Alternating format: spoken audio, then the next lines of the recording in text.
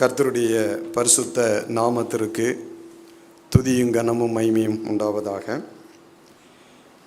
ஆண்டவருடைய பிரசன்னத்தில் அமர்ந்திருக்கிற நம் ஒவ்வொருவரையும் ஆண்டவர் ஆசீர்வதிப்பாராக.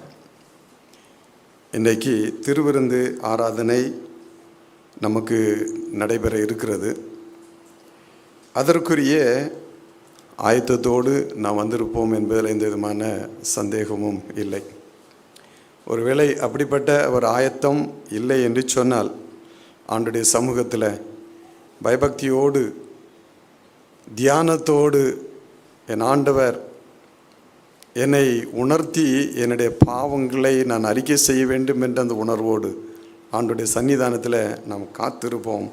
நிச்சயமாக அதற்கேற்ற நல்ல ஒரு பலன் நமக்கு உண்டு என்பதில் எந்த விதமான சந்தேகமும் இல்லை. 2 சகோதரர்கள் இருந்தார்கள், அண்ணன் தம்பி. தம்பி எப்பொழுதும் சற்று சாதுவான ஒரு மனுஷன். விட்டு கொடுக்கக்கூடிய குணம் அந்த தம்பிக்கு எப்பொழுதுமே உண்டு. அண்ணன் பேராசை பிடித்தவன். தனக்கு எல்லாம் வேண்டும் என்ற அந்த ஒரு உணர்வு, அந்த ஒரு பேராசை அவனிடத்தில் காணப்பட்டபடியினால் தன்னுடைய தம்பி இடத்துல அடிக்கடி சண்டை போட்டு எப்படியாவது எல்லாவற்றையும் வாங்கிவிட வேண்டும், பிடுங்கிவிட வேண்டும் என்ற ஒரு எண்ணத்தோடு அந்த அண்ணன் வாழ்ந்து கொண்டிருந்தார். தொட்டதுக்கெல்லாம் சண்டை. இந்த தம்பிக்கு என்ன செய்வதென்று தெரியல. அவன் யோசித்து பார்த்தா, என் அண்ணன் என்னிடத்துல சண்டை போட்டு என்னிடத்துல கேட்ட காரியங்கள் எல்லாம் நான் கொடுத்து கொண்டே இருந்தேனே, ஏன் இன்னமும் அவன் என்னிடத்தில் பகைமை உணர்வோடு பகையோடு ஏன் இன்னும் என்னிடத்தில் நடந்து கொள்ளுகிறான் என்று யோசித்து யோசித்து யோசித்து பார்த்தா அவனுக்கு ஒன்றுமே புரியல. அப்போது அண்ணனிடத்தில் அவனுடைய தவறுகளை சுட்டி காட்ட வேண்டும் என்று பிரயாசப்பட்ட பொழுதுலாம் நம்ம இதில் சொல்லுவாங்க பார்த்தீங்களா, பாஞ்சு அவன் மேலே விழுந்தான். அதாவது இவனுக்கு பேசுவதற்கு வாய்ப்பே கொடுக்கல. ஆனால் நீ செய்கிறதெல்லாம் தவறுன்னா, உன்னிடத்தில் தவறு இருக்கிறது, உன்னிடத்தில் குற்றம் இருக்கிறது என்று சொல்வதற்கு பேசுவதற்கு என்ன செய்யறதில்லைன்னு சொன்னால் அண்ணன் வாய்ப்பு கொடுப்பதே இல்லை. யோசித்து பார்த்தான். அப்போ என்னுடைய மனசில் இருந்துச்சு, யாராவது ஒரு நபர் நடுநிலையாக யாராவது எனக்கு உதவி செய்ய மாட்டார்களா?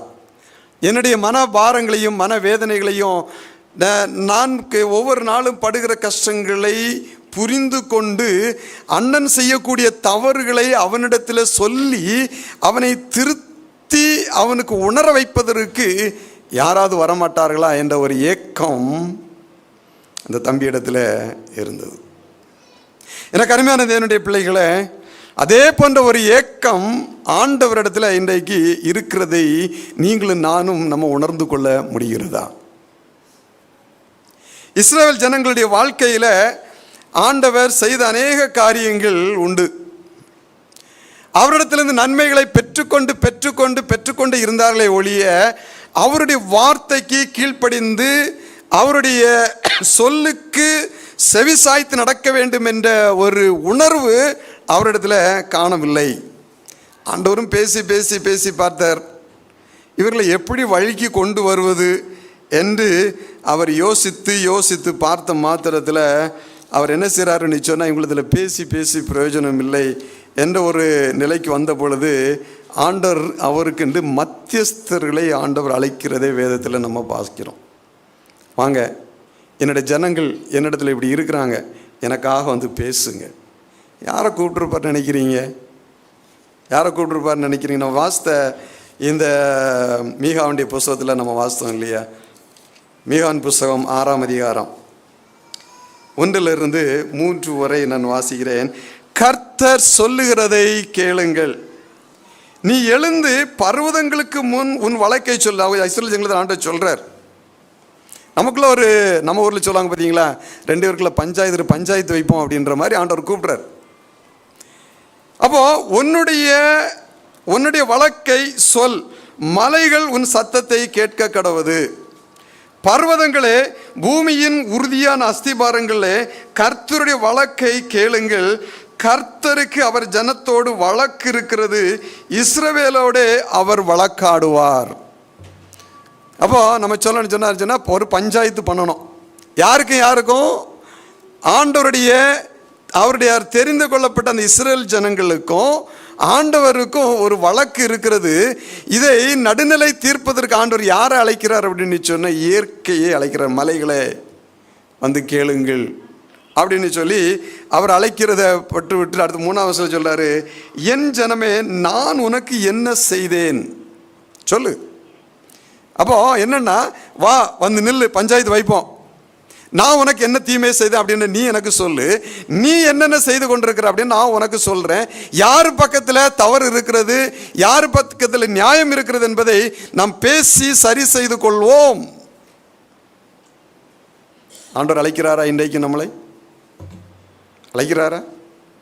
அவருக்கு விரோதமாக நம்ம செயல்படும் பொழுது, அவருக்கு விரோதமாக காரியங்களை செய்யும் பொழுது, ஆண்டவர் உங்களையும் என்னையும் பார்த்து, வா உட்காந்து பேசி தீர்ப்போம், நமக்குள்ள பிரச்சனை வேண்டாம். அப்போ எவ்வளவு தூரம் அந்த ஆண்டவர் கீழே இறங்கி அவருடைய ஜனங்களை அவர் நேசித்ததினால அவர்கள் மேல வைத்த அன்பு நிமித்தமாக எவ்வளவுக்கு எவ்வளவு தன்னை தாழ்த்தி கீழே இறங்கி வந்து பேசுறதற்கு அழைக்கிறார் அப்படின்னு சொல்லி நம்ம பார்க்குறோம்.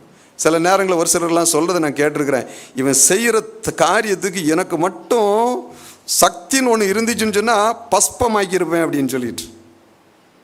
அதனால தான் ஆண்டவர் அந்த வல்லமை தரல யாருக்குமே. அப்போ ஆண்டவர் சொல்றார், வா பேசி தீர்க்கலாம் வா அப்படின்னு சொல்லி சொல்றாரு. என் ஜனமே நான் உனக்கு என்ன செய்தேன், நான் எதனால் உன்னை விசனப்படுத்தினேன், எனக்கு எதிரே உத்தரவு சொல், நான் உனக்கு என்ன தீமை செய்தேன் அப்படின்றத நீ எனக்கு சொல்லு அப்படின்னு சொல்லி ஆண்டவர் இங்கு சொல்லுகிறதை நாம் இங்கு பார்க்க முடிகிறது. எரேமியாவின் புஸ்தகம் 2ஆம் அதிகாரம் 6வது வசனத்தில் இன்னொரு காரியத்தை ஆண்டவர் தெளிவாக சொல்லுகிறதை நாம் இங்கு பார்க்க முடிகிறது.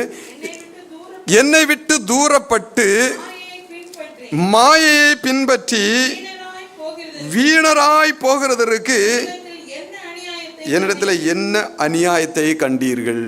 என்னை விட்டு தூரப்பட்டு போவதற்கு என்னிடத்தில் என்ன அநியாயத்தை நீர் கண்ட? சொல்லு, உன் மனசுல இருக்கிறத சொல்லு. அதே வார்த்தையை இன்றைக்கு ஆண்டவர் உங்களுக்கும் எனக்கும் ஆண்டவர் கேட்கக்கூடிய காரியங்கள்.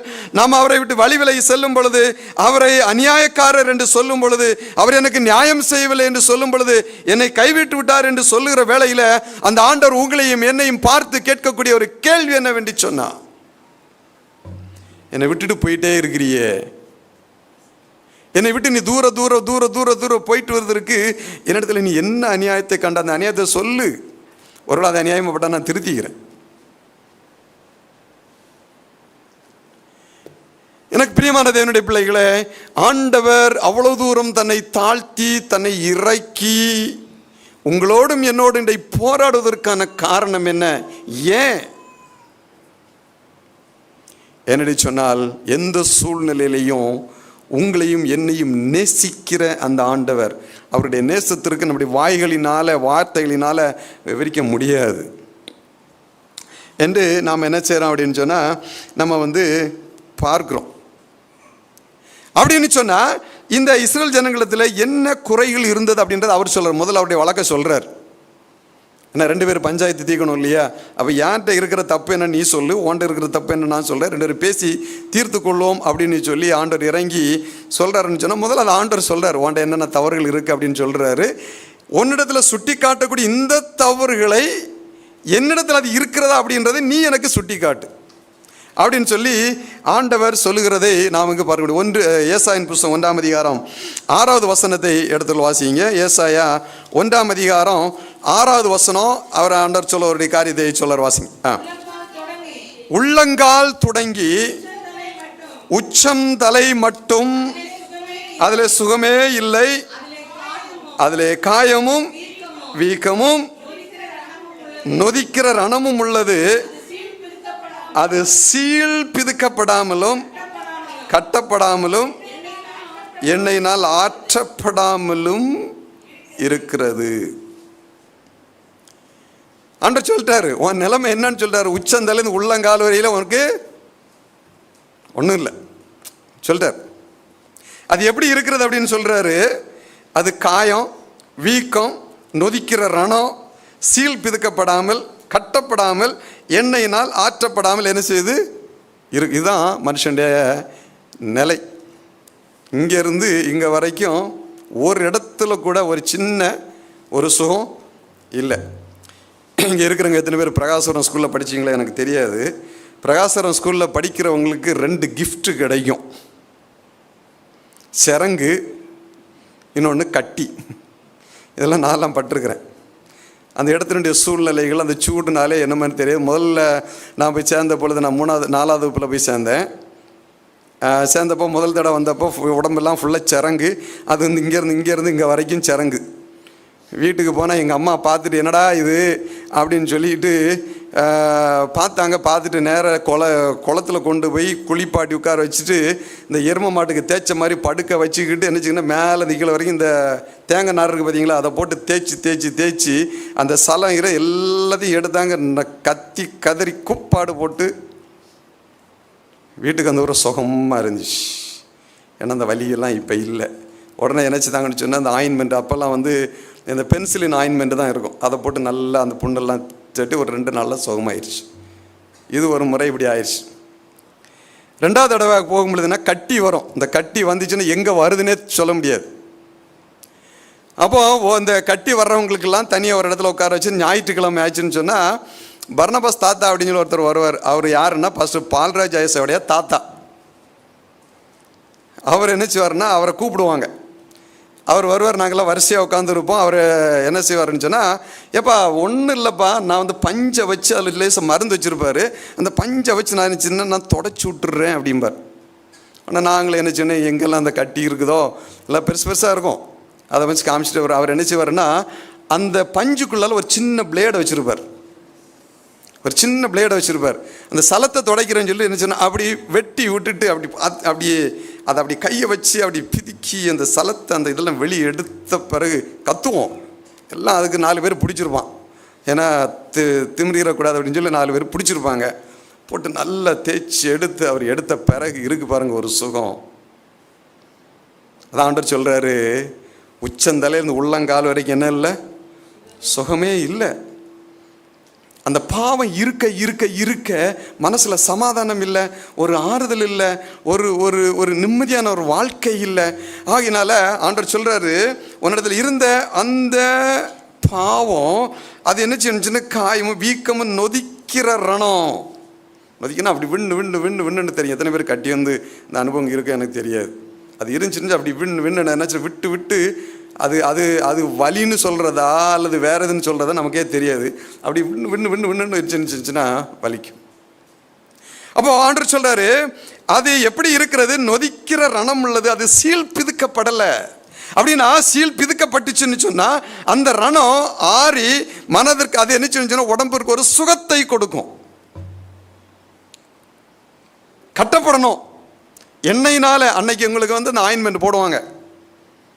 ஆனால் இஸ்ரேலுடைய காலங்களில் நீங்கள் பார்க்கும் பொழுது எந்த ஒரு ரணமும் இருந்தாலும் சரி, அதை வந்து என்ன செய்வாங்கன்னு சொன்னால் இந்த ஒலிவ எண்ணெய், அந்த எண்ணெய் போட்டு என்ன செய்வாங்கன்னு சொன்னால் அதை தேய்ச்சி அதை ஆற்றி பண்ணிடுவாங்க. நம்ம வந்து இந்த குட் சமாரிட்டினால தானே நம்ம பார்க்குறோம் இல்லையா, அடிப்பட்டு கிடந்தவனு கொண்டு போய் அவன் எண்ணெயை வார்த்து அது சுகத்தை கொடுக்கக்கூடிய, சீக்கிரத்தில் அந்த ரணங்கள் ஆறுவதற்கு வழிவகுக்கக்கூடிய ஒரு எண்ணெயாக அது இருந்துச்சு. போட்டு நல்லா தேய்ச்சி எடுத்து என்ன செய்தாங்க அப்படின்னு சொன்னால் சுகம் கிடைக்கும். ஒரு நம்பிக்கை இல்லாமல் போனதில்லை. ஆண்டவரை நாங்களாம் நினச்சி கூட பார்க்கல. எப்படின்னு சொன்னால் இந்த கட்டி இருக்கிறத இது என்னைக்கு எங்களை விட்டு போகுது, எப்படி இருக்கும் அப்படின்னு சொல்லிக்கிட்டு அது ஒரு பயங்கரமான ஒரு சூழல். எங்கெங்கெல்லாம் இருக்கும், உள்ள கீழே உட்கார முடியாது, கிளாஸுக்கு போக முடியாது. கிளாஸுக்கு போனால் பொம்பளை பிள்ளைங்க பார்த்து கிண்டல் பண்ணுவாங்கன்ற ஒரு பயம். இதெல்லாம் மனசில் ஓடிக்கொண்டு ஆண்டவரே இதுக்கு ஒரு விடிவு கிடைக்காதான்னு ஏங்கி கொண்டிருக்கும் போது தான் பர்னபாஸ் தாத்தா எங்களுக்கு ஒரு நல்ல ஒரு விடிவு. வலி இருக்கும், ஆனால் அதெல்லாம் போன பிறகு மனசில் இருக்கு பாருங்க, அந்த உடம்புல இருக்கக்கூடிய ஒரு சுகம். அப்போ இதே நிலை இஸ்ரேல் ஜனங்களிடத்தில் காணப்பட்டுச்சு. இப்படிப்பட்ட எப்படிப்பட்ட ரணத்தோடு நீ இருக்கிற, ஆகினால உனக்கு சமாதானம் இல்லை, உனக்கு ஒரு சுகம் இல்லை, அது சுகப்படுத்தப்பட வேண்டும். வா, என்கிட்ட வா, என்னால் மட்டும்தான் ஒன்றும் சுகப்படுத்த முடியும், வேற எங்கேயுமே யாராலையும் சுகப்படுத்த முடியாது, நீ வா அப்படின்னு சொல்லி ஆண்டவர் அவர்களை அழைக்கிறார். இந்த இஸ்ரவேல் ஜனங்களுடைய பாவம், இன்னொரு பாவம் என்ன தெரியுமா? வேதத்தில் நீங்கள் வாசித்து பார்க்கும் பொழுது எசேக்கியேலின் புஸ்தகத்தில் இதை குறித்து நம்ம வாசிக்கிறோம். ஆண்டவர் இஸ்ரவேல் ஜனங்களை அந்த கானான் தேசம் ஆண்டவர் வைக்கும் பொழுது நீங்கள் மேப் எடுத்து பார்த்தீங்கன்னு சொன்னால், அந்த மேப்பில் மைய பகுதி, the centre part of the earth, அதில் தான் ஆண்டவர் அவங்கள வச்சார். நீங்கள் அந்த மேப் எடுத்து பாருங்கள், நம்ம வேர்ல்டு மேப் நீங்கள் எடுத்து பாருங்கள், அதில் என்ன செய்யணும்னு சொன்னால் அது இருக்கும், இந்த மைய பகுதி. அப்போது ஆண்டவர் சொல்லக்கூடிய ஒரு காரியம் என்ன வேண்டிய சொன்னால், 5வது வசனம் 6வது வசனத்தை வாசிங்க. எசேக்கியேல் 5ஆம் அதிகாரம் 5வது வசனம் 6வது வசனம். கர்த்தராகிய ஆண்டவர் சொல்லுகிறது என்னவென்றால், இதுவே எருசலேம், புறஜாதிகளின் நடுவிலே நான் அதை வைத்தேன், அதை சுற்றிலும் தேசங்கள் இருக்கிறது. என்ன சொல்றாரு ஆண்டவர்? சொல்றாரு, இதுவே எருசலேம், புறஜாதிகளின் நடுவிலே நான் என்ன செய்தேன், அதை வைத்தேன், அதை சுற்றிலும் யார் இருக்கிறாங்க? தேசங்கள் இருக்கு. எந்த தேசம்? ஆண்டவரை பற்றி அறியாத, விக்கிரகங்களை வணங்கக்கூடிய, ஏனோதானோ என்று வாழ்க்கை வாழக்கூடிய தேசங்கள் இதை சுற்றிலும் என்ன செஞ்சுன்னா இருக்கிறது. ஏன் ஆண்டவர் மையப்பகுதியில் கொண்டு இஸ்ரேலை வைத்தார் அப்படின்னு சொன்னால், உன்னிடத்தில் நான் தந்திருக்கிற அந்த வெளிச்சம், நான் தந்திருக்கிற அந்த சத்தியம், இதை பற்றி அறியாத ஜனங்களுக்கு இங்கே அப்படியே பிரகாசிக்கணும், இங்கேருந்து போகணும். ஆகினால உன்னை மையப்பகுதியில் நான் வைத்தேன், ஓரத்தில் வைக்கல. ஒருவேளை ஓரத்தில் வச்சுருந்தாருன்னா இவங்கள்ட்ட இந்த செய்தி அல்லது இவங்களுக்கு வெளிச்சம் போகிற தூரம் கூட நேரம் கூட எடுத்துருக்கலாம். அதனால் மைய பகுதியில் வச்சார். எந்த பக்கம் திரும்பி பார்த்தாலும் சரி, அவர்களுடைய ஆண்டவர் கொடுத்துருக்க அந்த குணம், அவருடைய வெளிச்சத்தின் மூலமாக சுற்றி இருக்கக்கூடிய ஜனங்கள் ஈர்க்கப்பட வேண்டும். அதற்காக தான் அந்த எருசலேமின் மையத்தில் ஆண்டவர், உலகத்தினுடைய மையத்தில் கொண்டு ஆண்டவர் அந்த பொருளை கொண்டு வச்சார். ஆனால் நடந்த காரியம் என்ன தெரியுமா? அடுத்த வசனம் வாசிங்க. அது புறஜாதிகளை பார்க்கிலும் என் நியாயங்களையும் தன்னை சுற்றிலும் இருக்கிற தேசங்களை பார்க்கிலும் என் கட்டளைகளையும் அக்கிரமமாக மாற்றி போட்டது. அவர்களின் நியாயங்களை வெறுத்து என் கட்டளைகளில் நடவாமற் போனார்கள். அடுத்து வாசிங்க.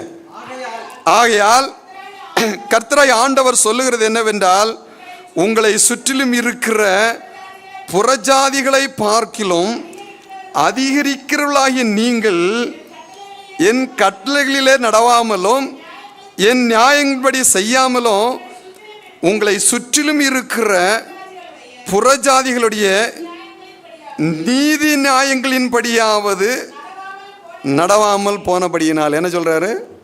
உங்களை மையப்பகுதியில் கொண்டு வச்சேன். எதுக்கு? உங்களிடத்துலேருந்து வெளிச்சம் அங்கே போகணும் அப்படின்ட்டு. ஆனால் நீங்கள் என்ன செஞ்சீங்க? மையப்பகுதியில் உட்காந்துக்கிட்டு சுற்றி இருக்கிற தேசங்கள் செய்கிற அருவறுப்புகளை எப்படி எல்லாம் செஞ்சீங்கன்னு சொல்றது மட்டும் இல்லை, அவன்கிட்ட என்ன சொல்ல தெரியுமா? அவங்களுக்குன்னு ஒரு நீதி நியாயம் இருந்துச்சு. யாருக்கு? இந்த விக்கிரகங்களை வணங்கக்கூடிய அஞ்ஞான புறஜாதி மக்களுக்குன்னு ஒரு நீதி நியாயம் இருந்துச்சு. அந்த நீதி நியாயத்தின்படி கூட நீங்கள் என்ன செய்யலை. நம்ம நிலைமை அப்படி இன்னைக்கு இருக்கிறதா? இன்னைக்கு யோசிச்சு பார்ப்போம். ஆண்டவர் நம்மை கொண்டு இடத்துல வச்சு ஆசீர்வதித்து வைத்திருப்பதற்கான காரணம் என்ன? என்னை சுற்றி இருக்கக்கூடிய ஜனங்கள் என்னை பார்க்கும் பொழுது என்னிடத்திலிருந்து வெளிச்சம் ஆண்டவரை பற்றி அறியாத ஜனங்களுக்கு போக வேண்டும் என்பதற்காக கர்த்தர் நம்மை ஒவ்வொருவருடைய இடத்துலையும் அந்த மைய பகுதியில் கர்த்தர் நம்மளை வைத்திருக்கிறார். நான் பெற்றிருக்கிற வெளிச்சம் புறஜாதியர்கள் ஆண்டவரை பற்றி கண்டு அறியத்தக்க விதத்தில் என்னுடைய வெளிச்சம் அவங்களுக்குள்ளாக பிரகாசிக்கத்தக்க விதத்தில் என்னுடைய வாழ்க்கை இருக்கா? நம்ம கேள்வி கேட்டு பார்க்கணும். அந்த வாழ்க்கை இல்லைன்னு சொன்னால் அதை சரி செய்து கொள்வதற்கு தான் இன்றைக்கு ஆண்டவர் நமக்கு ஒரு வாய்ப்பை, தருணத்தை கர்த்தர் நமக்கு கொடுத்திருக்கிறார். ஒரு சம்பவத்தை நான் கேள்விப்பட்டேன். ஒரு வீட்டில் காலையில் குடும்ப ஜெபம். இன்றைக்கி எத்தனை பேர் நம்ம குடும்பத்தில் இந்த மாதிரி குடும்ப ஜெபம் இருக்கா எனக்கு தெரில. 5 மணிக்கு பாட்டு பாடி வேதம் வாசித்து ஜெபிக்கக்கூடிய ஒரு குடும்பம். அதில் ஒரு வயசான அம்மா இருந்தாங்க. அவங்க தான் அதை இனிஷியேட் எடுத்து காரியங்களை செய்ய, அவங்க தான் பாட்டெல்லாம் பாடுவாங்க, எல்லாம் செய்வாங்க. பக்கத்து வீட்டில் நம்ம நினைக்கிறோம் ஒருவேளை காலையில் 5 மணிக்கு பாட்டெல்லாம் பாடினா அவங்களுக்கு தொந்தரவாக இருக்குமா அப்படின்னு நம்ம நினைக்கிறோம். ஒரு நாள் அப்படி நினைக்காதீங்க. நிறைய பேர் நம்முடைய குடும்ப ஜெபத்தில் பாடக்கூடிய பாடலை கேட்குறாங்க அவங்க. அதில் இந்த பக்கத்து வீட்டில் வந்து அம்மா என்ன செஞ்சிட்டாங்கன்னு சொன்னால், ஏறக்குறைய ஒரு மாதத்துக்கு லீவுக்கு எங்கேயோ வெளியூர் போயிட்டாங்க. போயிட்டு வந்தாங்க. போயிட்டு வந்துட்டு ஒரு மாதம் கழித்து வந்து பார்த்த பிறகு 2-3 நாட்கள் வீட்டிலேருந்து பாடல் சத்தம் எதுவுமே வரல. உடனே அந்த அம்மா கேட்குறாங்க, என்ன பாட்டு சத்தம் ஒன்றும் கேட்கலையே? இல்லை, அந்த அம்மா இறந்து போயிட்டாங்க, பாடுற அம்மா இறந்து போயிட்டாங்க. அச்சோ, அது ஒன்று தான் எனக்கு காலையில் ஒரு ஜீவனாக எனக்கு இருந்துச்சு. இனி அந்த பாட்டை நான் என்னைக்கு நான் கேட்பேன்? ஒரு புற மதத்தை சார்ந்த ஒரு அம்மா சொல்கிறாங்க. நம்முடைய சத்தம் பிறருடைய காதுகளில் தொனிக்கத்தக்க விதத்தில் ஆண்டவர் மைய பகுதியில் கொண்டு வைத்திருந்த நம்ம குடியிருக்கிற வீட்டை சுற்றி எத்தனை பேர் ஜனங்கள் இருக்கிறாங்க. இப்போ நாங்கள் ஒரு அப்பார்ட்மெண்ட்ஸில் குடியிருக்கிறோம்.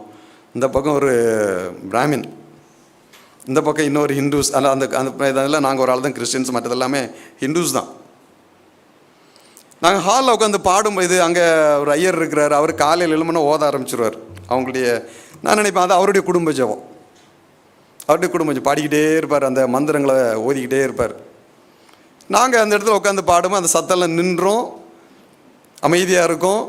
காலையில் எங்களுடைய குடும்பம் பாடல் பாடி பைபிள் வாசித்து ஜெபிக்கும் பொழுது அது வரைக்கும் அந்த டிஸ்டர்பன்ஸே இருக்காது. அப்படின்னா கேட்குறாங்க.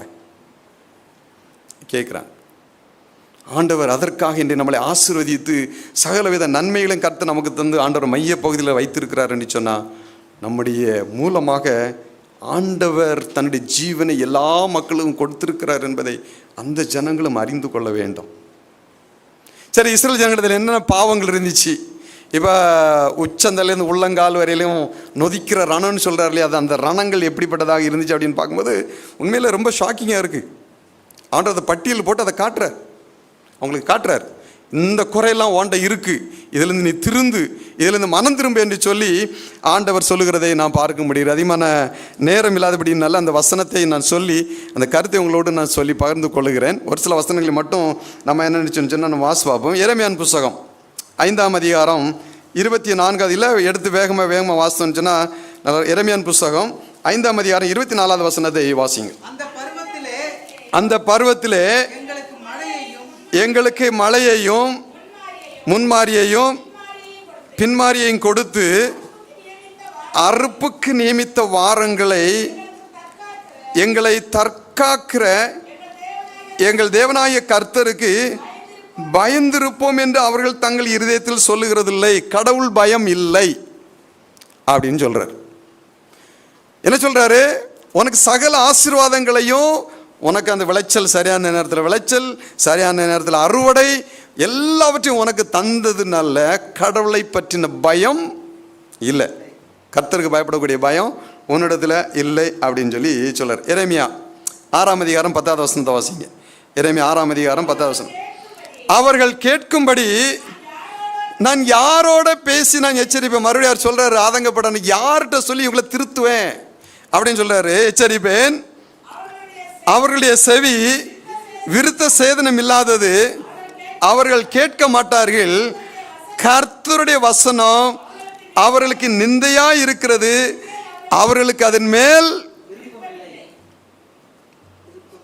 ஆண்டவருடைய வேதத்தின் மேல அவங்களுக்கு என்ன இல்லை? விருப்பம் இல்லை. அதோடு மட்டும் இல்லை, நிந்தையாக இருக்கிறது. என்னடா இது பைபிள், என்னடா இதை படிச்சு என்ன அப்படின்னு நம்ம கண்டோம். அழுத்துகிறோமா நம்ம? இதனால எனக்கு என்ன ஆசீர்வாதம்? அப்போ அவர்களுடைய வேதம், ஆண்டவருடைய வேதம் அவர்களுக்கு நிந்தையாகவும் அது மேல அவங்களுக்கு என்ன இல்லை? விருப்பம் இல்லை அப்படின்னு சொல்லி ஆமோஸுடைய புஸ்தகம், இது ரொம்ப மோசமான ஒரு பாவம். ஆமோஸுடைய புஸ்தகம் 2ஆம் அதிகாரம் 6வது வசனத்தையும் 7வது வசனத்தையும் வாசிங்க. 6வது வசனம் 7.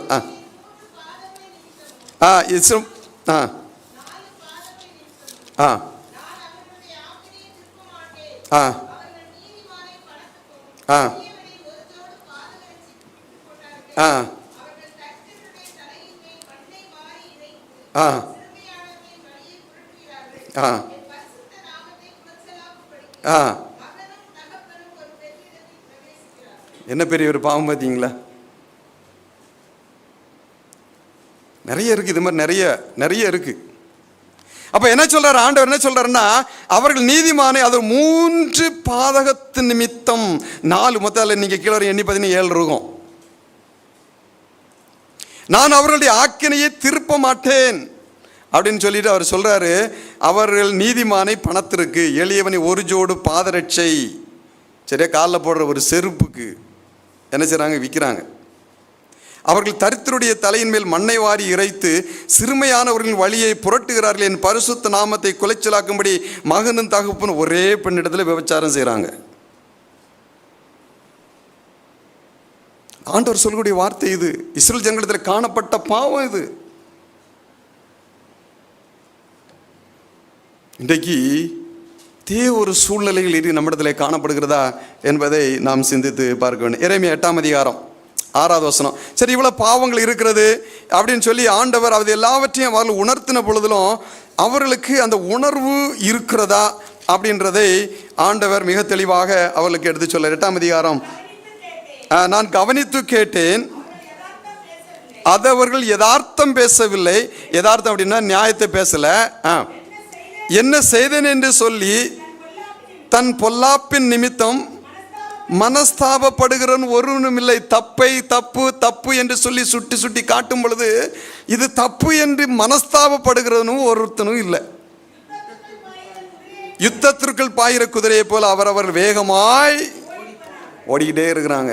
எப்போ ஒன்றுலாம் தப்பெல்லாம் இருக்குது. தீர்க்கதரிசிகள் மூலமாக, ஆசாரிகள் மூலமாக ஆண்டவர் எல்லாவற்றையும் எடுத்து எடுத்து சொன்ன பிறகும் அவங்களுக்கு அதில் என்ன இல்லைன்னு சொல்லிச்சுன்னா, ஐயோ நான் தப்பு பண்ணிட்டேன், ஆண்டவர் என்னை மன்னிச்சிங்கன்னு சொல்லி மனஸ்தாபப்படுகிறதுக்குரிய எண்ணம் கொஞ்சம் கூட இல்லை. நீங்கள் வீட்டில் இருக்கும் பொழுது ஏசாயா, எரேமியா, எசேக்கியேல் இந்த புஸ்தகங்களை நல்லா வாசிங்க. இன்னும் மோசமான காரியங்கள்லாம் இருக்குது, சொல்ல முடியாது. அப்படிப்பட்ட பாவங்கள்லாம் அவங்கள்ட்ட இருந்துச்சு. அப்போ நான் இந்த தப்பை செஞ்சிருக்கிறேன், இல்லை நான் மனஸ்தாபப்பட வேண்டும் என்ற அந்த உணர்வு கூட என்ன அப்படின்னு சொன்னால் அதில் இல்லை. சரிப்பா, இன்னைக்கு இதெல்லாம் இப்படிலாம் பண்ணுறீங்களே, நீங்கள் இப்படி இருக்கணும் அப்படின்னு சொல்லி, சரி அட்லீஸ்ட் நீ அதுக்கு வேதத்தின்படி நடங்க அப்படின்னு சொல்லி ஆண்டவர் சொன்னால் அதுக்கு இவங்க பதில் என்ன சொல்கிறாங்க தெரியும்? எரேமியா 6ஆம் அதிகாரம் 16வது வசனத்தை வாசிங்க. 6ஆம் அதிகாரம் 16வது வசனம், எரேமியா 6:16. வழிகளில் நின்று பூர்வ பாதைகள் எவை என்று கேட்டு விசாரித்து நல்ல வழி எங்கே என்று பார்த்து அதிலே நடவுங்கள். அப்பொழுது உங்கள் ஆத்துமாவுக்கு இளைப்பாறுதல் கிடைக்கும் என்று கர்த்தர் சொல்லுகிறார். அதுக்கு அவங்க சொல்ற பதில் என்ன தெரியுமா? அவர்களோ நாங்கெல்லாம் அதில் நடக்க முடியாது. சரி, என்னைக்கா செஞ்சுருக்குறோமா? அப்படி இஸ்ரவேல் ஜனங்களுடைய காரியங்களை நமக்கு பாடம் தான், ஆனால் என்னால் நடக்க முடியாது. நாங்கள் அதில் என்ன செய்ய மாட்டோம். ஆண்டவர் சொல்கிறார், எப்போ பூர்வ வழி எங்கே நீ பார்த்து அதில் நடங்க, அப்போ உங்களுடைய ஆத்மாவுக்கு இளைப்பாறுதல் கிடைக்கும் அப்படின்னா அதெல்லாம் முடியாது. இந்த குணம் எப்படி வருது தெரியுமா? இதெல்லாம் நம்ம சக மனுஷரிடத்துல நம்ம என்ன பேசுகிறோமோ அது பேசி பேசி அப்படியே நெகட்டிவாக பேசி பேசி நம்முடைய உள்ளத்தில் ஊறி ஊறி ஆண்டவர் சொல்லும்போது அந்த நெகட்டிவ் தான் அங்கே வாங்க அவர்கிட்டலையும் அந்த நெகட்டிவ் வார்த்தை தான் நம்ம பேசுகிறோம். அதனால ஆண்டவர் சொன்னார், கண்ட சகோதரனிடத்தில் அன்பு கூறாதவன் அந்த அந்தத்தில் நீ அன்பு கூறலன்னு சொன்ன அவனை நீ பகைச்சு பகைச்சு பகைச்சு உன் இருதயம் ஃபுல்லாக பகைமையாக நிறைஞ்சிருக்கும் பொழுது அந்த ஆண்டவரை நீ எப்படி நேசிப்ப? அதனால தான் ஆண்டவரை இப்போ நேசிக்க வேண்டும் என்று சொன்னால் முதல்ல சகோதரன் நேசித்து ஆண்டவர் நீ அங்கே பழகு. ஆண்டவரிடத்தில் நேசத்தையும் அன்பையும் எப்படி காட்டணுன்றத உன்னுடைய சக மனிதனிடத்தில் நீ பேசி பழகி அவனிடத்தில் அன்பு காட்டு. அப்போ தான் அந்த குணம் என்னிடத்துல அந்த என்ன சொன்னிச்சுன்னா ஒரு என்னென்ன வசனம் வாசிப்பேன் நான் உங்களுக்கு. அடுத்து என்ன சொல்கிறாரு? எரேமியா 2ஆம் அதிகாரம் 23, எல்லாம் எரேமியா புஸ்தகம் தான். 2ஆம் அதிகாரம் 23வது வசனம் 24வது வசனம் வாசிங்க. நான் தீட்டுப்படலை, நான் பாகங்களை பின்பற்றல, எப்படி சொல்லுகிறாய்? பள்ளத்தாக்கிலே நீ நடக்கிற மார்க்கத்தை பார், நீ செய்ததை உணர்ந்து கொள். தாறுமாறாய் ஓடுகிற வேகமான பெண் ஒட்டகம் நீ, வனாந்தரத்திலே பழகினதும். சரி போதும். அதில் என்ன சொல்றாருன்னு சொன்னா, நான் தீட்டுப்படலை, இடத்துல பாவம் இல்லை, தவறுகளை ஆண்டவர் சுட்டி சுட்டி காட்டுறாரு. உன்னிடத்தில் இந்த குற்றம் இருக்கிறது, உன்னிடத்தில் இந்த பாவம் இருக்கிறது, நீ இந்த தவறை செய்து கொண்டிருக்கிறாய், உன்னிடத்தில் நீதி இல்லை, உன்னிடத்தில் நியாயம் இல்லை, நீ மனம் திரும்பி அப்படின்னு சொன்னா ஏன்டா உண்மை அப்படி கிடையாது. சில நேரத்தில் நம்ம ஏதாவது தவறு செஞ்சப்பா நீ இப்படி செஞ்ச அப்படின்னா யார் சொன்னது, என்ன ஆதாரம் இருக்கு, நான் அப்படி செஞ்சேன்று நீங்க எப்படி தைரியமா சொல்லலாம், பேசுறோம்ல. சக மனிதரிடத்தில் ஒரு நம்முடைய குற்றத்தை ஒருவன் வந்து உணர்த்தும் பொழுது இப்படிப்பட்ட காரியத்தை நம்ம செய்தோம்னு சொன்னால் இது பழகி ஆண்டவரத்தில் அப்படி தான் பேசும். ஆண்டவரத்தில் அப்படி தான் பேசும். ஸோ ஆண்டவர் சொல்றாரு இந்த பாவம் உன்னிடத்தில் என்ன செய்கிறது இருக்கிறது. இன்னொரு வசனத்தை வாசிங்க, எரேமியா 2:35 வாசிங்க. எரேமியா 2:35 ஆகிலும் குற்றமில்லாதிருக்கிறேன். என்னிடத்தில் என்ன இல்லை, ஆண்டவர் சொல்லார் எல்லாரும் பாவம் செய்து தேவ மகிமை அற்றவர்களாகி. ஆண்டவருடைய மகிமை என்பது வந்து கிறிஸ்துவனுடைய குணம். மோசே ஆண்டவரை பார்த்து ஆண்டவருடைய மகிமை எனக்கு காண்பித்தரலாம் அப்படின்னு சொன்ன உடனே அவர் என்ன செய்யறாருன்னு சொன்னால் அவருடைய குணத்தை தான் சொல்றார். உங்களுடைய நாமம், உங்களுடைய பேர் என்னன்னு கேட்ட குணத்தை சொல்றாரு. இந்த குணம் எல்லாரும் பாவம் செய்து செய்து கிறிஸ்துவனுடைய நம்மிடத்தில் இருக்கிற குணம், அந்த குணம் நம்மிடத்தில் அற்று போயிடுச்சு. அதான் சொல்லார் எல்லாரும் பாவம் செய்து தேவ மகிமை அற்றவர்களாகி. அந்த குணம் கிறிஸ்துவனுடைய குணம் என்னை விட்டு அற்று போயிடுச்சு. அற்று போயிடுச்சுன்னு சொன்னால் மறுபடியும் ஒட்ட முடியுமான்னு சொல்லி சந்தேகம்தான். அப்போ அவங்க என்ன சொல்றாங்க அப்படின்னு சொன்னா என்னிடத்துல என்ன இல்லை, என்னிடத்துல குற்றம் இல்லை, நான் என்ன தப்பு செஞ்சேன், என்னிடத்துல எந்த குற்றமும் என்னிடத்துல கிடையாது அப்படின்னு சொல்லி ஆண்டவர் இதோட நிறுத்திட்டாங்களா. இன்னும் நிறைய இருக்கு. செப்பனியாவின் புஸ்தகம் 3:7 வாசிங்க.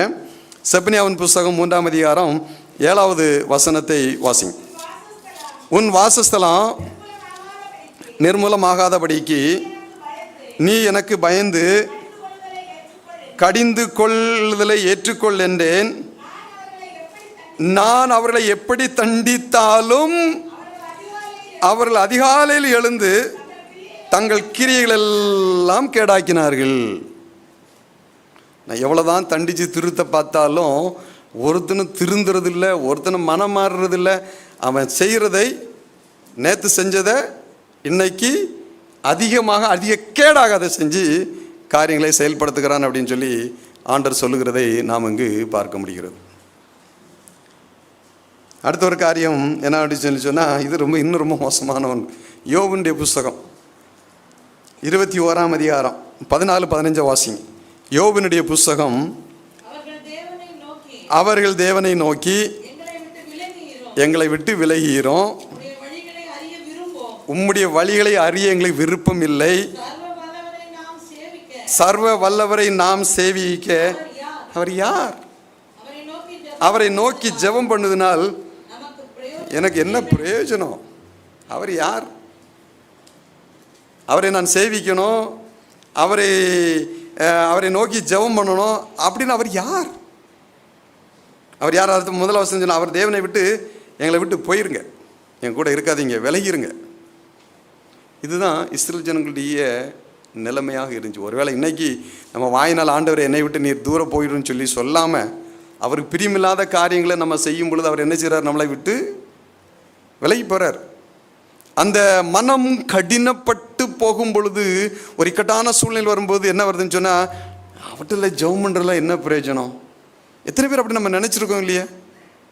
இக்கட்டான சூழ்நிலைகள் வரும் பொழுது ஆண்டவரை நோக்கி ஜெபிப்பதனால எனக்கு என்ன பிரயோஜனம்? ஒன்றுமே இல்லையே. அப்போ ஆண்டவர் எனக்கு செவி கொடுக்காமல் போனதற்கான காரணம் என்ன என்பதை என்னைக்காவது நம்ம சிந்திச்சு பார்த்துருக்கிறோமா? சங்கீதம் 66:18 சொல்றாரு, என் இதயத்தில் அக்கிரம சிந்தை கொண்டிருந்தேன், ஆனால் ஆண்டவர் எனக்கு செவி கொடார். அப்போ நம்ம மேல தப்ப வச்சுக்கிட்டு அவரை குறை சொல்வதற்கு நமக்கு என்ன எப்படி தைரியம் வருது? அதான் சொல்றாரு, நான் உனக்கு என்ன தீமை செஞ்சேன் அப்படின்றத நீ என்கிட்ட பேசி தீது வா, உட்காந்து பேசுவோம். உன்கிட்ட என்னென்ன குறைகள் இருக்கிற அத்தனையும் நான் உனக்கு சொல்றேன். நீ என்ன எனக்கு என்னென்ன காரியங்கள் செஞ்ச அப்படின்றத நீ எனக்கு சொல். நான் உனக்கு என்ன தீமை செஞ்ச அப்படின்னு நீ எனக்கு சொல்லு. ஒன்றும் இல்லை, அவங்களால சொல்றதுக்கு வாய் இல்லை. ஆனால் இவங்க செஞ்ச காரியங்கள் எல்லாம் ஆண்டவர் சுட்டி காட்டிக்கொண்டே என்ன செய்கிறாருன்னு சொன்னால் அவர் இருக்கிறதை நாம் இங்கு பார்க்க முடியாது. மீகாவின் புஸ்தகம் 3:11 வாசிப்போம். அவர் காரியத்தை அவர்கள் சொல்றாங்க, அதன் தலைவர்கள் பரிதானத்திற்கு நியாயம் தீர்க்கிறார்கள். அதன் ஆசாரியர்கள் கூலிக்கு உபதேசிக்கிறார்கள். அவர் தீர்க்கதரிசிகள் பணத்துக்கு குறி சொல்லுகிறார்கள். ஆயிலும் அவர்கள் கர்த்தரை சார்ந்து கொண்டு, கர்த்தர் எங்கள் நடுவில் இல்லையோ, நான் செய்யறதெல்லாம் செய்வேன், அவருக்கு விரோதமாக எல்லாம் செய்வேன். அவர் முதல்ல சொல்லிட்டாரு, உன்னை ஆசீர்வதிக்கவே ஆசீர்வதிப்பேன்னு சொல்லிட்டாரு. அந்த வாக்குத்தத்தின்படி எனக்கு தீமையே வராது, தீங்கு வராது, நான் இஷ்டப்பட்டு இப்படினாலும் நடப்பேன், ஆனால் எனக்கு எந்த தீமையும் வராதுன்ற மமதை நம்மிடத்துல காணப்படுகிறதா? நான் இப்படி தான் இருந்தேன், என்ன சொல்ல, எனக்கு ஒன்றும் வராது, எனக்கு ஒன்றும் நடக்காதுங்க, எனக்கு எல்லாம் நான்லாம் சரியாக தான் இருக்கிறேன். ஆனால் ஆண்டவர் இதை சுட்டி காட்டும் பொழுது சரி செய்வதற்கென்று கர்த்தர் எனக்கு கொடுத்திருக்கிற தருணம் இந்த திருவிருந்து ஆராதனை. கடைசியாக ஒரு காரியம் அவங்க என்ன செஞ்சாங்க அப்படின்னு சொன்னால், ஆண்டவரை பார்த்து யோபுடைய புஸ்தகம் 22ஆம் அதிகாரம் 17வது வசனத்தை வாசி. யோபுன் புஸ்தகம் 22ஆம் அதிகாரம் 17வது வசனம் வாசி. யோபு 22:17.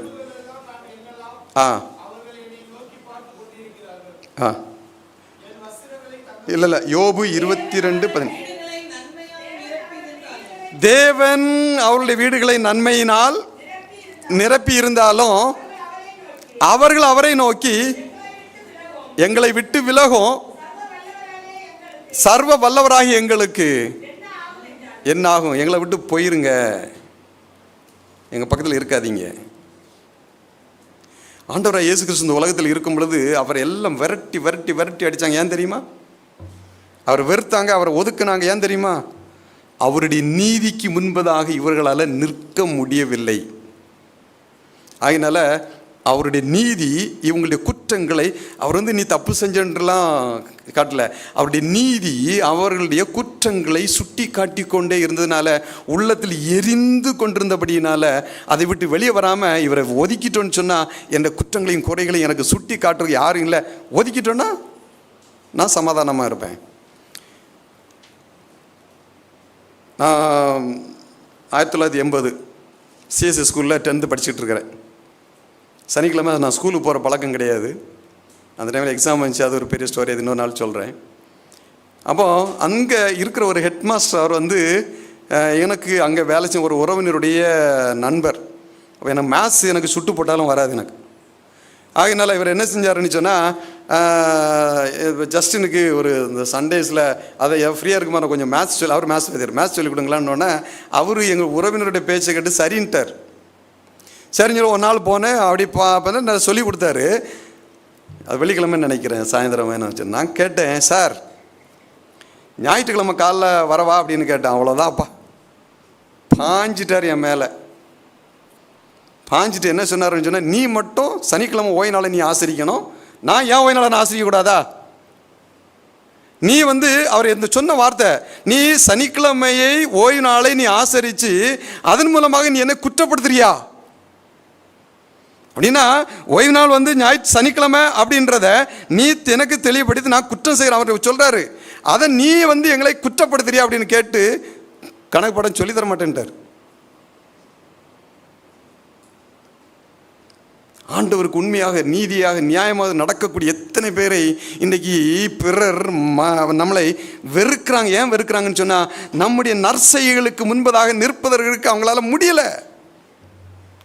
இயேசு கிறிஸ்துவை அகற்றும் வேற அகற்றும் என்று கூச்சல் போட்டதுக்கான காரணம் என்னவென்று சொன்னால், கிறிஸ்துவனுடைய நீதிக்கு முன்பதாக இவர்களால் நிற்க முடியல. அதே தான் இஸ்ரவேல் ஜனங்க சொன்னாங்க, எங்களை விட்டு போயிருங்க, எங்கள் பக்கத்தில் நிற்காதீங்க அப்படின்னு சொல்லிட்டு. யாத்திராகமம் 25:8 நம்ம வாசிக்க நம்ம தெரிந்தது, நான் அவர்களின் நடுவே வாசம் பண்ணும்படி அவர்கள் எனக்கு ஒரு வாசஸ்தலத்தை, எதுக்கு?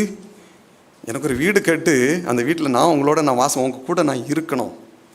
ஆனால் இவங்க ஆண்டவரை பற்றி நீங்கள் போயிருங்கன்னு சொன்ன உடனே என்ன நடந்துச்சு தெரியுமா? ரொம்ப பரிதாபமான ஒரு காரியம். ஆண்டவர் அந்த எருசலேம் ஆலயத்தில் வாசம் செய்து கொண்டிருந்தார். இவங்கெல்லாம் அவரை பார்த்து நீர் என் கூட இருக்காதையும் நீர் போயிடும்னு சொன்ன உடனே ஆண்டவர் என்ன செய்கிறார் அப்படின்னு சொன்னால் அவனுடைய பிரசனம் அந்த இடத்துல இருந்துச்சு. எசேக்கியேல் 44 அதிகாரம் 4வது வசனம் வாசிக்கிறோம். கர்த்தருடைய பிரசனம் அந்த தேவாலயத்தில் இருந்துச்சு அப்படின்னு சொல்லி சொல்லப்படுகிறது. 10:4 எசேக்கியேல் 10:4 இப்போ என்ன செய்யுது அப்படின்னு சொன்னால் இவங்க இங்கே போயிருங்க நீங்கள் வீட்டில் வாசி பாருங்க இந்த வசனங்கள்லாம். போயிருங்க வாசிங்க. கர்த்தருடைய மகிமை கேருபின், எங்க தேவாலயத்தில் ஆண்டோடைய பிரசனம் இருக்குது. அந்த கேருபின்களோடு அவர் வாசம் செய்கிறாரு. அங்கிருந்து எழும்பி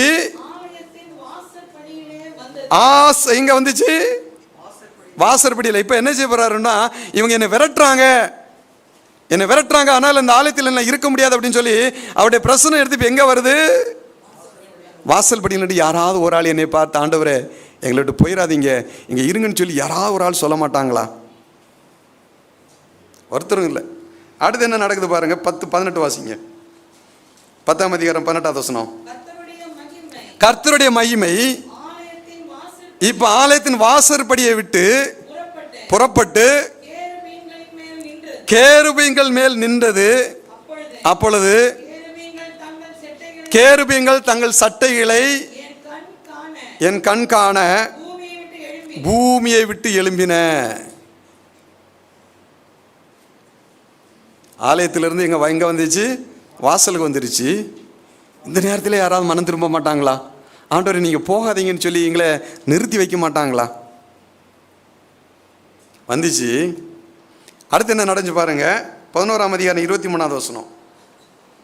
எசேக்கியேல் 11:23. அவருடைய மகிமை இப்ப நகரத்தின் முதல்ல நம்ம பார்த்தோம் ஆலயத்தில் இருந்துச்சு, அப்புறம் வாசலுக்கு வந்துச்சு. வாசல்ல இருந்து எங்க வந்துச்சு? பட்டணத்துக்கு வந்துருச்சு, நகரத்திற்கு. நகரத்திலிருந்து இப்ப என்ன செய்யுது? எழும்பி எங்க போகுது? எங்க? ஒலிவ மலையில போய் நின்றது. யாராவது திரும்பி பார்க்க மாட்டாங்களா? இனிய யாராவது திரும்பி பார்க்க மாட்டாங்களா? போங்கன்னு விரட்டிகிட்டே தான் இருக்கிறாங்க. போ இருக்காதீங்க. ஆனால் என்னுடைய ஜனங்களை நான் எப்படி விடுவேன்? அந்த விடுவதற்கு மனசில்லாமல் அந்த ஆண்டவர் என்னை திரும்பி பார்க்க மாட்டார்களா அப்படின்னு சொல்லி திரும்பி வந்து என்ன செய்யணும்னு சொன்னால் ஆலயத்தில் இருந்த ஆண்டவர் அவளோடு நான் வாசம் செய்வேன்னு சொன்ன அந்த ஆண்டவர் அவரோடு கூட இருக்கிறேன். முடியல. வாசலில் வந்தார், யாராவது பார்ப்பாங்களா? இல்லை. வாசலேருந்து பட்டணத்தில் போகிறாரு, யாராவது என்னை அழைப்பாங்களா? இல்லை. பட்டணத்துலேருந்து மலை மேலே போகிறாரு, யாரும் திரும்பி பார்க்கல. அவன் வேலையை வந்து பார்த்துட்டே இருக்கிறான். ஆண்டவர் இருக்கிறாரா போயிட்டாருன்னு எதை பற்றியும் உணர்வு இல்லை. ஆண்டோடைய மகிமைகளையும் போயிடுச்சு. போன பிறந்த இஸ்ரேல் ஜனங்களுடைய நிலைமை எவ்வளோ மோசமாக இருந்துச்சு தெரியுமா? அதுக்கு பிறகு தான் நேபுகாத்நேச்சார் உள்ளே வந்து இவங்களை பிடிச்சி இழுத்துட்டு அடி என்ன. அதுக்கு பிறகு உட்காந்துட்டு என்ன செய்கிறாங்கன்னா, நான் அந்த வசனங்களை நீங்கள் வாசிங்க.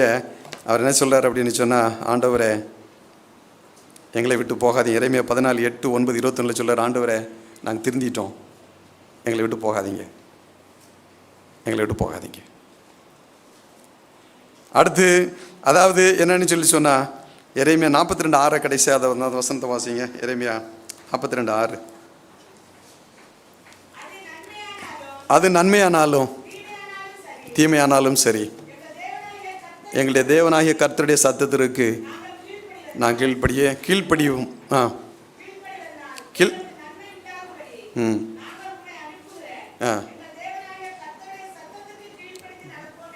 ஏன் இந்த புத்தி மேலே அது எங்கே போச்சு? அவரை விட்டு ஆண்டவர்களை விட்டு விலகி போனது நிமித்தமாக பிசாசுடைய பிடியில் நீங்கள் இது பற்றி நல்லா தெரிஞ்சுக்கிடணும்னு சொன்னால் கிரேட் கான்ட்ரோவர்சி 1ஆம் அதிகார வசனம் அந்த 1வது ஃபர்ஸ்ட் சாப்டர் நீங்கள் வாசித்து பாருங்கள். ஆண்டோடைய பிரச்சனை அவங்கள விட்டு போனதுனால பிசாசுடைய கட்டுப்பாட்டில் வந்த பிறகு அவங்களுடைய நிலைமை எப்படி இருந்துச்சு அப்படின்னு பரிதாபம்னா நம்ம சிந்திச்சு பார்க்கக்கூடாத அளவுக்கு துன்பங்கள். ஆண்டவர் எங்களை விட்டு போயிடாதீங்க. எனக்கு அருமையான தேவனுடைய பிள்ளைகளை, சொல்லப்பட்ட அந்த பாவங்கள் இன்றைக்கு என்னிடத்துல காணப்படுகிறதா? சிந்திச்சு பார்க்கணும். அந்த பாவங்களை என்னிடத்துல ஆண்டவர் என்னிடத்துல உணர்த்தும் பொழுது எதிர்த்து நிற்காதீங்க. அது உணர்த்துறார். அதான் சில நேரங்களில் நான் ஒரு சில காரியங்களை செய்யும்போது இதை செய்யாதீங்கன்னு சொல்லும்போது எதிர்த்து நிற்பாங்க. நான் சொல்லுவேன், இப்படி எதிர்த்து நின்னீங்கன்னு சொன்னால் நீங்கள் செய்யக்கூடிய குற்றங்களை உனக்கு உணர்த்துவதற்கு யாருமே இருக்க மாட்டாங்க. யாருமே இருக்க மாட்டேன். யாராவது உங்களை ஒரு காரியங்களை உங்களுக்கு தெளிவுபடுத்துகிறாங்க, உங்களுக்கு தப்பு எப்போ நீ செய்யாத அப்படின்னு சொன்னாங்கன்னு சொன்னால் காது கொடுத்து கொஞ்சம் கேளுங்க. ஆனால் நாட்கள் வரும் யாருமே இருக்க மாட்டாங்க. அந்த நேரத்தில் யாராவது எனக்கு அப்போது யாருமே நமக்கு உணர்த்தலைன்னு சொன்னால் ஆவியானவரும் நம்மளை விட்டு எடுபட்டு போய்விடுவார். உணர்த்துதல் இல்லைன்னு சொன்னால் நம்ம செய்கிறது நமக்கு சரின்னு தான் தெரியும். அப்போ உங்களுக்கு நீங்கள் செய்கிறது தப்பு என்று சொல்லி உணர்த்துவதற்கு யாருமே இருக்க மாட்டாங்க. எனக்கு அருமையான தேவனுடைய பிள்ளைகளை, ஆண்டவரத்தில் எடுக்க வேண்டிய தீர்மானம், ஆண்டவரே எங்களை விட்டு நீர் போய்விடாதியும், ஒரு வாய்ப்பு எங்களுக்கு தாரும் ஆண்டவரே, ஒரு வாய்ப்பு எங்களுக்கு தாரும். நாங்கள் மனம் திருந்துறோம், நாங்கள் அழுது புலம்பி நாங்கள் உங்களுடைய சமூகத்தில் உபாசத்தோடு நாங்கள் ஜெபித்து எங்களுடைய பாவங்களை அறிக்கை செய்து உம்மிடத்தில் நாங்கள் வருகிறோம் ஆண்டவரே. அதற்கென்று கர்த்தர் எனக்கு இன்றைக்கு நாளில் ஒரு வாய்ப்பை தந்திருக்கிறீங்க. அதை நினைவு கூறுவதற்கு என் தேவன் இவ்வளவு அதிகமாக என்னை நேசிக்கிறார் என்று அதை நினைவு கூறுவதற்கு வாய்ப்பை எனக்கு தந்திருக்கிறீங்க ஆண்டவரே. எங்களை விட்டு போய்விடாதையும் என்று சொல்லி ஆண்டவரிடத்தில் நம்முடைய பாவங்கள் எல்லாம் அறிக்கை செய்து இந்த திருவிருந்தில் நம்ம கலந்து கொள்வோம். தேவன் நம்ம ஒருவரையும் ஆசீர்வதிப்பாராக. ஆமென்.